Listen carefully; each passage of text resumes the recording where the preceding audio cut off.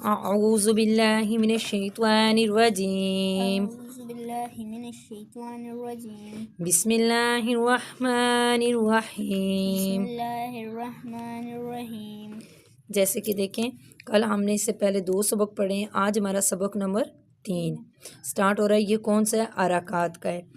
حرکات کس کو کہتے ہیں اور حرکات کو کیسے پڑھا جاتا ہے؟ حرکت کی جمع حرکات ہے۔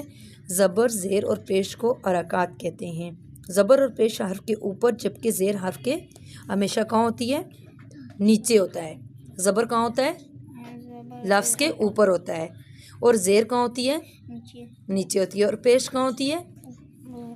لفظ کے اوپر ہوتی ہے ہمیشہ۔ اور جس حرف پر کوئی حرکت ہو تو اسے کیا کہتے ہیں؟ متحرک کہتے ہیں۔ جس حرف پر کوئی حرکت ہو اسے کیا کہتے ہیں؟ متحرک حرف کہتے ہیں۔ جس حرف پر کوئی حرکت ہو تو اسے متحرک کہتے ہیں۔ زبر منہ اور آواز کو کھول کر۔ زبر کو کیسے پڑھا جاتا ہے؟ منہ اور آواز کو کھول کر۔ کیسے پڑھا جاتا ہے زبر کو؟ کھول کر پڑھا جاتا ہے۔ زیر آواز کو نیچے گرا کر۔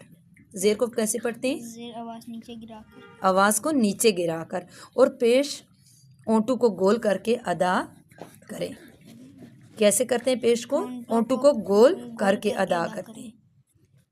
اب حرکات کو بغیر کھینچے بغیر جھٹکا دیے معروف پڑھیں گے۔ حرکات کو کیسے پڑھیں گے؟ بغیر جھٹکا دیے جی معروف پڑھیں گے۔ بغیر کھینچے بغیر جھٹکا دیے معروف پڑھیں گے۔ کس کو پڑھیں گے؟ حرکات کو۔ حرکات کہتے کس کو ہیں؟ زبر، زیر، پیش کو حرکات کہا جاتا ہے۔ اور زبر کہاں ہوتی ہے؟ لفظ کے اوپر۔ زیر کہاں ہوتی ہے؟ لفظ کے نیچے۔ پیش کہاں ہوتی ہے؟ لفظ کے اوپر۔ اوپر ہوتی ہے۔ اور ان تینوں کو کیسے پڑھا جاتا ہے؟ بغیر کھینچے زبر، زیر، بغیر کھینچے بغیر جھٹکا دیے معروف پڑھیں گے۔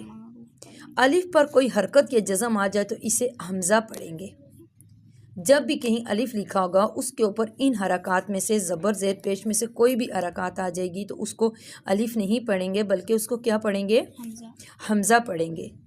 را پر زبر جب پیش ہو تو را کو پر پڑھیں گے اور را کے نیچے زیر ہو تو را کو باریک پڑھیں گے۔ پر کا مطلب کیا ہے؟ موٹا پڑھنا، پر پڑھنا۔